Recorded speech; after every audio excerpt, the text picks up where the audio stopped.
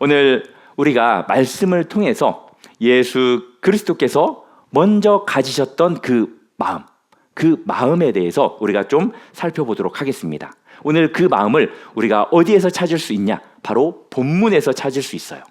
오늘 읽었던 본문은 짧게 4절입니다. 그러나 이 절 안에 예수님께서 어떻게 선교를 보셨는지, 그리고 왜 기도가 선교의 출발점인지를 우리가 함께 말씀을 통해서 살펴볼 텐데, 먼저 35절을 좀 보실까요? 35절에 보면은 예수께서 모든 도시와 마을에 두루 다니사라고 그렇게 기록되어 있습니다. 예수님께서는 갈릴리 지역 전역을 돌아다니셨어요. 2발로 걸어 다니셨습니다. 앉아서 기다리지 않으셨어요. 사람들이 있는 곳으로, 아픔이 있는 곳으로 예수님께서는 직접 가셨습니다. 그곳에 가셔서 그들을 바라보시며 말씀을 가르치시고 복음을 전파하시고 병자들을 고치셨습니다. 이렇게 볼 때 예수님의 사역은 철저히 현장에서 이루어졌다라는 거예요. 그런데 36절을 볼까요? 무리를 보시고 불쌍히 여기시니, 36절 상반절에 보면은 무리를 보시고 불쌍히 여기셨다라고 기록이 되어 있어요.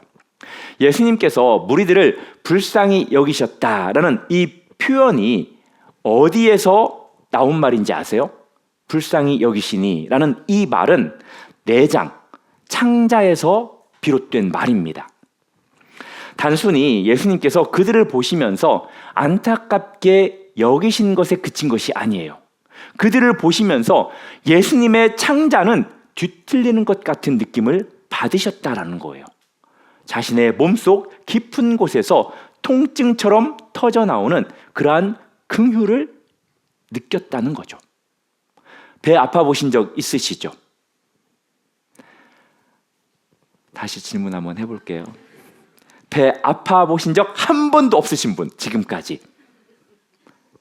그렇죠. 우리가 정말 배가 아팠을 때, 창자가 꼬였을 때 죽을 것 같잖아요. 막 식은땀이 그냥 수돗물처럼 그렇게 막 흘러나오지는 않지만 엄청 식은땀이 막 흐르잖아요.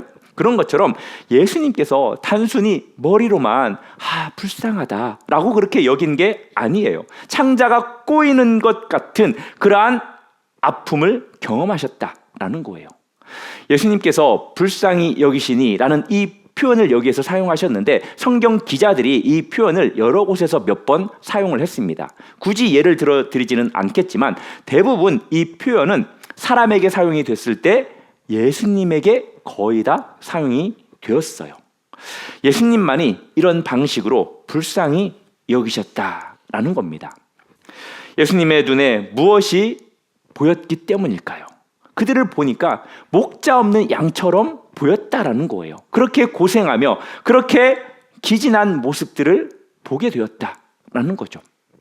여기에서 기진하고 고생하다라는 이 표현은 목자가 없다 보니까 학대받고 짓밟히고 찢긴 상태로 내던져진, 쓰러진 그러한 상태의 양들을, 그 영혼들을 눈에 보였다라는 거죠.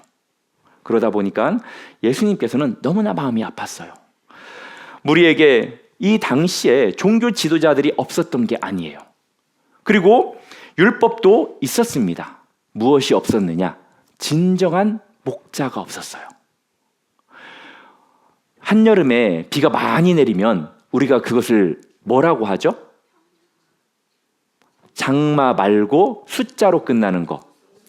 홍수. 장마도 거의 비슷하긴 하지만, 홍수. 홍수 때에 무엇이 없다라는 말이 있죠. 물은 많아요, 홍수 때. 엄청 많아요. 그런데 마실 물이 없다고 그러잖아요. 그런 것처럼 이 당시에 많은 종교자들이 있었어요. 수없이 많은 서기관들, 바리새인들이 있었습니다. 율법 교사들이 있었어요. 그런데 누가 없어요? 진정한 목자가 없었어요. 그래서 이들의 영혼은 방치된 채, 찢겨진 채 내동댕이 쳐 있었다라는 거예요. 이 목자 없는 양이라는 이 표현이 구약 성경에서 나왔었는데 어디에서 나왔냐면 에스겔서에서 나왔습니다. 에스겔서 34장에 보면은 하나님은 이스라엘 지도자들이 양떼를 착취하고 돌보지 않는 것을 보시면서 직접 그렇게 선언을 했어요. 에스겔서 34장 11절 말씀입니다. 우리 같이 한번 읽어볼까요? 시작.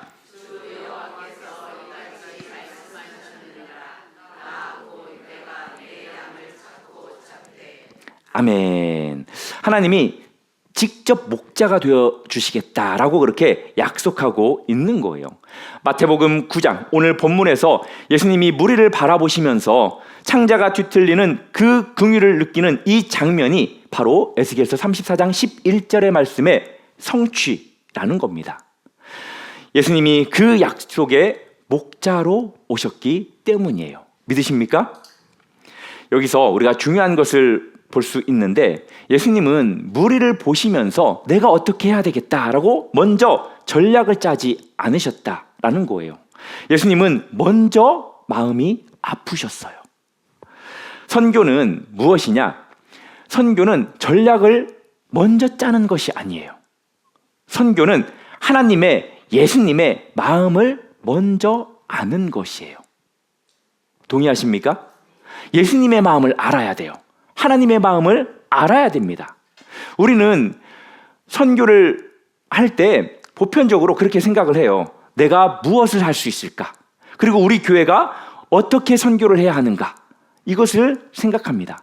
그런데 오늘 본문은 분명하게 우리들에게 묻습니다. 가르쳐줘요. 뭐냐?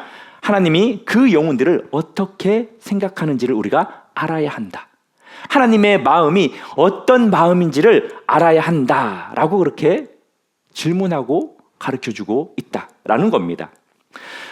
그래서 선교는 내 능력이나 헌신의 크기로 시작되지 않아요. 선교는 하나님의 마음을 먼저 아는 것, 그것으로부터 시작된다라는 거예요. 하나님이 바라보는 그 영혼들을 바라보면서 마음 아파할 줄 알아야 되는데 그 영혼들을 바라보면서도 전혀 그런 마음이 들지 않는다는 것, 그것은 진짜 선교의 시작이 아닙니다. 진짜 선교의 시작은 그 영혼들을 바라볼 때에 하나님의 마음을 느낄 수 있어야 진짜 선교의 시작이에요. 솔직히 제가 우리 교회에 와보니까 그렇게 선교를 많이 하는 교회는 아니더라고요. 그렇다고 선교를 아예 안 하는 건 아니에요. 선교라는 것은 가는 선교도 있고 보내는 선교도 있습니다. 물질을 보내기도 하고 또 기도로 후원하기도 합니다. 그런데 많이 하는 교회에 비해서는 조금 적어요. 그리고 제가 전에 교회에서 섬겼을 때는 선교가 1년에 대략 6개월이에요. 어마무시한 거죠. 예, 2달 동안 갑니다. 그리고 2달 동안 또 가요. 4개월이네요. 그러면 6개월은 뭘까요? 그 앞에 준비하는 시간까지 포함된 거예요. 전반기 때 3개월, 후반기 때 3개월. 와, 정말 이렇게 1년에 2번 선교를 진행을 하는데 전반기 때 국내 1번, 해외 1번. 후반기 때 국내 1번, 해외 1번. 이렇게 제가 그 교회에서 몇 년을 살았냐면 7년을 살았어요. 7년을 살았는데 대략 14년을 산 것 같아요. 그렇게 1년에 2번씩 가면은 그런 느낌을 받아요. 정말로 시간이 빨리 가더라고요. 사랑하는 성도 여러분, 우리 주변에 이렇게 목자 없는 양처럼 고생하고 쓰러지는 기진에 있는 그러한 영혼들이 눈에 보입니까? 안 보입니까? 보입니까? 안 보입니까? 보이시는 분들은 참 감사한 마음을 가졌고요. 안 보이는 분들은 더 감사한 마음을 가졌어요. 왜냐? 곧 보게 될 거니까. 곧 보게 되실 겁니다. 사랑하는 성도 여러분, 종교는 있지만 목자 없는 사람들이 주변에 많이 있어요. 그리고 스스로 아무것도 해결할 수 없어서 찢기고 쓰러진 그 영혼들이 열방 속에, 세계 속에 얼마나 많은지를 우리가 압니다. 조금 이따 그 숫자까지도 제가 알려드릴게요. 복음을 한 번도 들어보지 못한 채 영적으로 방치된 영혼들이 수십억이에요. 수십억. 상상이 안 가죠. 피부로 별로 와닿지 않죠. 사랑하는 성도 여러분, 우리 성도님들이 선교에 대해서 생각할 때 다시 한번 기억해야 될 것은 내 눈으로 선교를 바라보느냐, 아니면 하나님의 눈으로 보느냐. 만약에 내 눈으로 보면은 선교는 그냥 하나의 프로그램에 불과하지 않아요. 하나의 구호에 그치는 것 뿐입니다. 그러나 예수님의 눈으로 세상을 보는 순간 창자가 뒤틀리는 그 긍휼이 내 안에서 일어난다면 선교는 더 이상 남의 일이 되지 않는다는 거예요. 오늘 우리의 이 선교 기도는 그 하나님의 눈에서, 그리고 그 하나님의 마음에서 시작하기를 소망합니다. 37절로 넘어가겠습니다. 예수님의 긍휼의 눈으로 우리를 바라보신 후에 예수님께서 제자들에게 이렇게 말씀하시죠. 37절 하반절인데, 추수할 것은 많되 일꾼이 적으니. 갑자기 이미지가 확 바뀌죠. 목자 없는, 그렇게 고생하고 기진한 그 양떼들의 모습에서 추수하는 그러한 이미지로 바뀝니다. 왜 그렇습니까? 추수의 때가 있다라는 거죠. 그것을 가르쳐주기 위함입니다.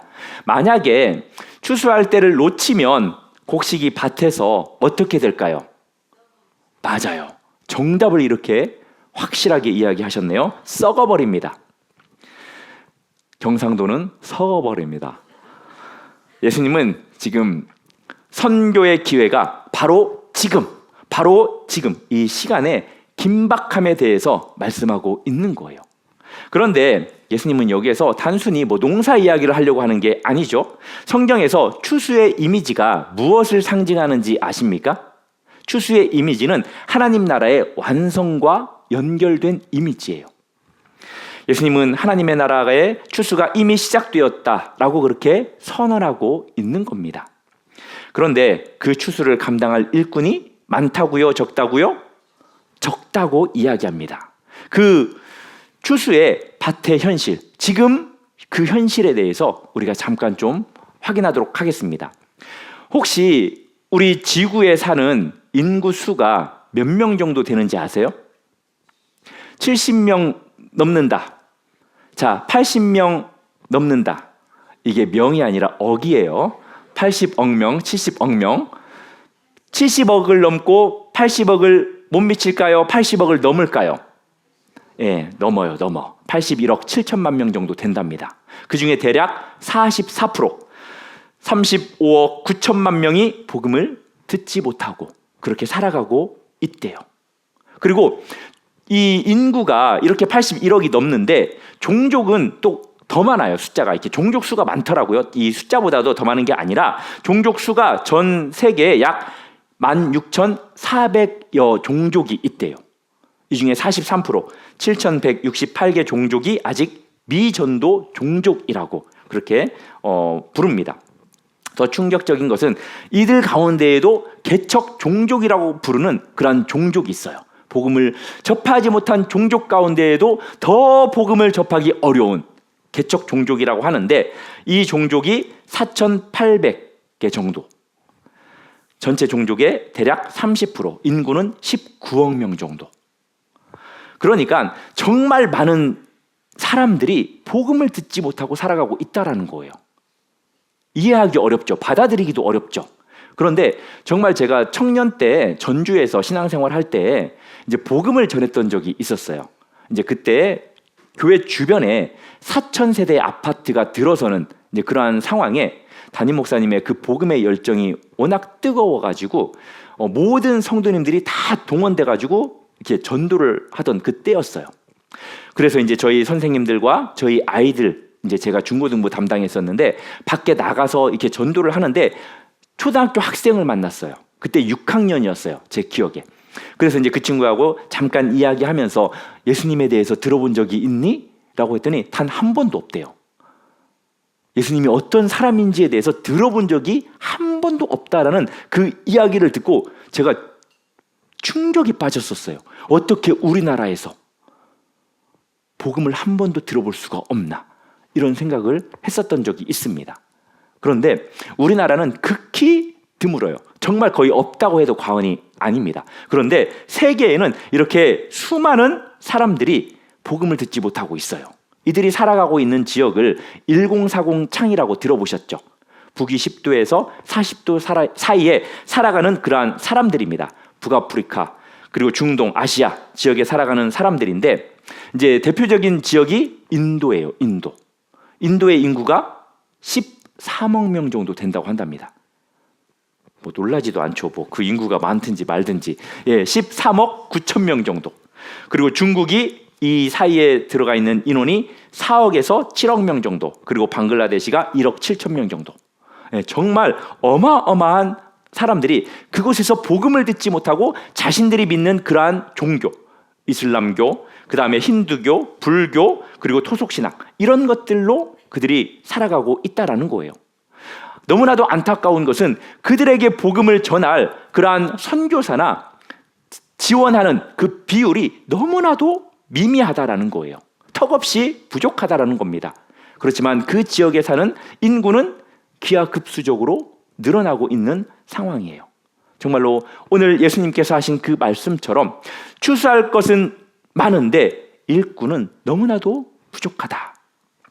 이 숫자가 그래도 우리 성도님들에게 피부로 별로 와닿지 않는 것 같아요. 그러나 이것을 좀 더 피부로 우리 성도님들이 느낄 수 있는 기회를 만들었어요. 그 기회가 언제냐? 돌아오는 주일 오후 예배. 우리 교회에서 인도 선교사님, 현지 선교사님을 모시고 저희가 말씀을 듣고 또 간증을 그곳에서 살아서 역사하시는 하나님의 이야기를 들을 겁니다. 그러니까 오늘 예배에 나오신 분들은 꼭 오후 예배에 나오실 거죠. 안 나오실 분들은 아멘 안 하셔도 됩니다. 네, 아멘 하신 분들은 가능하면 어떠한 일을 제쳐두고서라도 인도에서 하나님께서 어떤 역사를 하시는지 그 이야기를 통해서 은혜를 받으시고 하나님의 마음을 느끼셨으면 좋겠어요. 13억의 인구가 살아가고 있습니다. 힌두교를 전통적으로 거의 섬겨요. 뭐 그것뿐만이 아니라 수많은 신들을 섬기겠죠. 이제 그분이 보내주신 영상이 있어요. 아마 주일날에도 짧은 영상을 틀어줄 텐데 이제 힌두교에서 좀 너무너무 소중하게 여기는 그 시옷오가 있죠. 시옷오. 예. 소떡소떡 말고. 예, 소. 그 영상에 보면은 그 소의 오줌을 두 손으로 받아서 마시더라고요. 왜 마시냐? 그게 축복이라고 여겨요. 뭐 성수로 여기는 거죠. 참, 제가 그 영상을 보고 너무나 충격에 빠졌어요. 예수님을 알지 못하면 저렇게 미련할 수 있구나. 진짜 불쌍한 마음이 들더라고요. 마실 물이 없어서 먹는 것도 아니고 마실 물이 있는데 오줌을 먹는다. 참 그냥 말문이 막힙니다. 그리고 복음을 이렇게 전한다는 그 이유 하나만으로 집에 불이 태워지고 그리고 가족에게 버림받고 마을에서 쫓겨나는 그러한 일들이 지금도 일어나고 있어요. 그래서 인도 선교사님을 통해서 기독교인으로 살아간다는 것이 어떤 의미인지, 그 땅에서 하나님이 어떻게 일하고 계신지를 주일 오후에 제가 이야기한다고 별로 안 느껴지잖아요. 선교사님을 통해서 분명히 큰 은혜가 있을 겁니다. 하나님의 마음을 느끼게 될 줄로 믿습니다. 그래서 그 이야기를 듣기 전에 오늘 금요 기도회 때 그래, 가정과 다음 세대를 위한 것은 또 내일 모레 주일날에도 있으니까 여기까지 하고 이제 선교와 열방을 위한 메시지로 전환하자라고 해서 제가 이렇게 전환했습니다. 그리고 우리 교회에서도 선교사님들을 돕고 있는 거 아시죠? 그 돕고 있는 그 현황이 어디에 나와 있는지도 아시죠? 맞아요. 주보에 나와 있어요. 예, 주보를 한 번도 제대로 이렇게 안 보신 분들은 주보를 보십시오. 거기에 보면은 우리가 후원하는 선교사님들, 트르키예 강양구, 나미비아 김창덕, 캄보디아 안선녀, 인도의 김남진, 그리고 케냐의 나정희, 라오스의 김영진, 말레이시아의 김온유, 이런 선교사님들을 우리가 미약하나마 이렇게 물질로 후원하고 또 기도로 후원하고 있습니다. 예수님의 창자가 뒤틀리는 그 긍휼로 우리가 그 땅을 바라보고 그 선교사님들을 위해서 우리가 더 열심히 기도해 주시면 감사하겠습니다. 그렇다면 이 말씀 때문에 예수님이 이 절박한 현실 앞에서 제자들에게 무엇을 먼저 명하셨냐? 야, 너희들 선교지로 가야지. 너희들 전도해야지. 라고 그렇게 하셨습니까? 아니면 38절에서 뭐라고 하셨습니까? 맞아요. 그러므로 추수하는 주인에게 청하여 추수할 일꾼들을 보내주소서 하라. 이 의미는 무엇이냐면 기도하라라는 거예요. 기도하라고. 이것은 너무나도 중요합니다.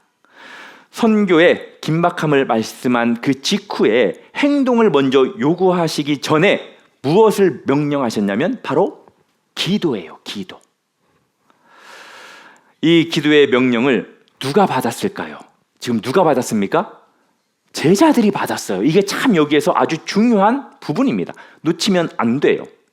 예수님과 함께 그 마을을 걸어 다니고 예수님께서 하셨던 그 일들을 보고 또 무리들을 직접 눈으로 본 그 제자들, 추수밭이 얼마나 넓은지, 그리고 추수할 것들이 얼마나 많은지, 그리고 일꾼이 얼마나 부족한지를 직접 온몸으로 아는 그 제자들의 기도라는 거예요.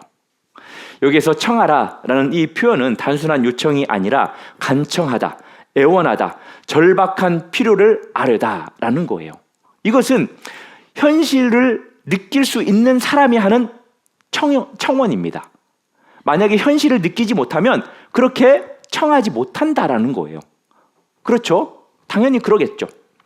추수밭의 현실을 실제로 아는 그 사람만이 드릴 수 있는 그 기도를 제자들에게 하라고 명령하고 있는 겁니다. 그런데 그 기도의 방향, 이것도 중요해요. 기도의 방향이 누굽니까? 추수하는 주인이죠. 그래서 선교의 주도권이 교회나 개인에게 있는 게 아니에요. 선교의 주도권이 우리에게 있는 게 아닙니다. 우리가 착각하면서 그렇게 선교나 전도를 할 때가 많아요. 선교의 주도권은 누구에게 있습니까? 하나님께 있어요. 철저히 하나님께 있습니다. 우리가 이 말씀을 우리의 시선으로 바라보는 것하고 하나님의 시선으로 바라보는 것하고 완전히 달라요. 그래서 이 말씀은 우리가 누구의 시선으로 철저히 바라봐야 되느냐? 하나님의 시선으로 바라봐야 돼요. 이 부분뿐만이 아니라 가끔씩 우리가 성경을 볼 때 하나님의 마음을 읽을 줄 알아야 돼요. 하나님의 마음으로, 하나님의 시선으로 성경을 바라볼 수 있어야 한다라는 겁니다. 일꾼을 파송하는 분은 우리가 아니라 추수의 주인입니다. 선교는 인간의 전략에서 시작되지 않아요. 철저히 추수의 주인, 그 하나님으로부터 시작됩니다. 그래서 그 하나님께 무릎 꿇고 기도해야 돼요. 그래서 앞으로 우리가 조금 후에 언급을 하겠지만 기도 없는 선교는 하나님의 일이 아니라 인간의 프로그램, 인간의 프로젝트가 될 확률이 아주 높아요. 그래서 전에 교회에서도 선교 가기 전에 3주 동안 특별 새벽 기도를 가졌어요. 기도로 준비하고 기도로 무장하고 그렇게 선교를 나갔습니다. 선교는 기도에서 시작됨을 기억하시기 바랍니다. 여기서 본문이 품고 있는 좀 깊은 역설을 우리가 발견하는데 오늘 본문을 넘어선 10장 1절 말씀이에요. 10장 1절에 예수께서 그의 12제자를 부르사 기도하라 명령받은 바로 그 제자들, 예수님은 직후에 그들을 이제 파송하십니다. 일꾼을 보내달라 기도하라 명령받은 자들이 기도한 후에 무엇으로 보냄받았냐면 일꾼으로 보냄받았습니다. 어떤 면에서는 선교 기도의 상당한 역설이죠. 우리가 일꾼을 보내달라고 기도할 때에 하나님은 종종 누구를 보낸다는 거예요? 기도하는 사람을 보낸다는 거예요. 이것 때문에 기도하면 안 되겠네? 그렇게 생각하면 안 돼요. 기도하셔야 됩니다. 아멘이십니까? 하나님이 아무나 안 보내요. 걱정하지 마시고 보낸 사람을 위해서, 보내질 사람을 위해서 우리는 기도해야 됩니다. 선교 기도는 다른 사람을 보내달라는 소원에 그치지 않기도 합니다. 그 기도가 서서히 나 자신을 추수하시는 그 주인의 손에 드리는 그 헌신의 기도로 이루어져요. 그래서 보내신다면 어떻게 해야 돼요? 가야 되죠. 아멘 하셔야 됩니다. 이 역설이 어떤 면에서는 우리 교회에서 다시 일어날 거예요. 공식적으로 교회 앞에서 말씀드리기는 조금 애매하긴 하지만 이제 금요 기도에 오신 분들이기 때문에 이렇게 스포를 해드리도록 하겠습니다. 지난 주일날 당회에서는 살짝 이야기를 나눴어요. 그리고 이것을 계획하며 준비하고 있습니다. 누가 준비할까요? 충성스러운 목사님. 어떤 목사님이죠? 맞아요. 충성 목사님이 지금 준비하고 있습니다. 이제 이 선교는 어떤 선교가 될 거냐면 자비량 선교가 될 거예요. 네, 우리가 직접 우리의 돈을 투자해서 우리가 선교를 갈 겁니다. 누구를 보내달라고 기도하는 것을 넘어서서 직접 일꾼으로 갈 거예요. 예수님께서 갈릴리 지역을 돌아다녔던 것처럼 우리도 그 땅에 발을 디딜 겁니다. 어떤 지역인지는 커밍순 조금 기다리시면 알게 될 거예요. 복음이 필요한 곳이고 또 아픔이 있는 곳입니다. 아주 좋은 하나님께서 우리를 위해서 예비하신 그 장소라고 봅니다. 기도하라 명령받은 그러한 제자들이 일꾼으로 파송되었듯이 오늘 이 자리에서 무릎 꿇고 기도하는 우리 중에 일부가 세워지는 그러한 은혜가 있기를 바랍니다. 모든 사람이 다 선교지를 가야 된다는 건 아니라는 거 아시죠? 예, 그런데 진지하게 기도해야 돼요. 우리가 선교를 위해서 이제 앞으로 더 열심히 좀 기도했으면 좋겠습니다. 추수의 현장을 보고 드리는 기도, 이제 그러한 기도는 나중에 기도의 내용들이 바뀌어요. 마음이 바뀌기 때문에 그렇습니다. 하나님의 그 마음을 느껴요. 솔직히 저도 20대 후반에 이제 처음으로 필리핀으로 해외 선교를 간 적이 있었어요. 그때 그 추억이 지금도 너무너무 생생해요. 정말로 우리 그 70년대, 80년대 때처럼 아이들이 정말로 어떤 표현을 내가 쓸까 지금 고민하고 있는데, 구름대처럼, 이 표현은 조금 우리가 리얼하지 않잖아요. 개떼처럼 있어요. 개떼처럼. 정말 그때 준비했던 사탕 이거 가지고 제가 딱 애들한테 할렐루야 하면은 애들이 200명, 300명이 앞에 쫙 가득합니다. 그래가지고 내가 할렐루야 하면은 애들한테 아멘 하잖아요. 제가 하마터면 교주가 될 뻔했어요. 와, 이 교주가 되는 게 이게 너무 쉽더라고요. 그래서 그때 이제 목사님께서 저를 부르더라고요. 이제 원로 목사님이신데, 광호야, 조심해. 너 교주가 될 것 같아. 이래가지고 그때 내가 진짜 애들이 그냥 그거 하나만 하니까 자기네들끼리 이제 막 서로 할렐루야, 아멘, 할렐루야, 아멘. 뭐 그 의미도 모른 채 그렇게 막 애들이 외쳤었던 적이 있었어요. 사랑하는 성도 여러분, 그래서 선교는 우리에게 주는 은혜가 어마어마합니다.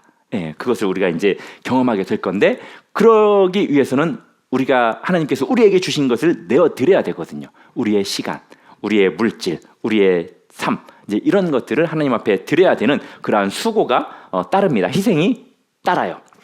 사랑하는 성도 여러분, 이제 말씀을 맺으려 합니다. 선교는 내가 무엇인가를 할 수 있는가에서 시작되는 것이 아니에요. 너무나도 잘 알고 있죠. 하나님이 그 영혼들을 얼마나 사랑하시는지, 그리고 그 영혼들을 바라보시면서 얼마나 아파하시는지 그것을 우리가 아는 거예요.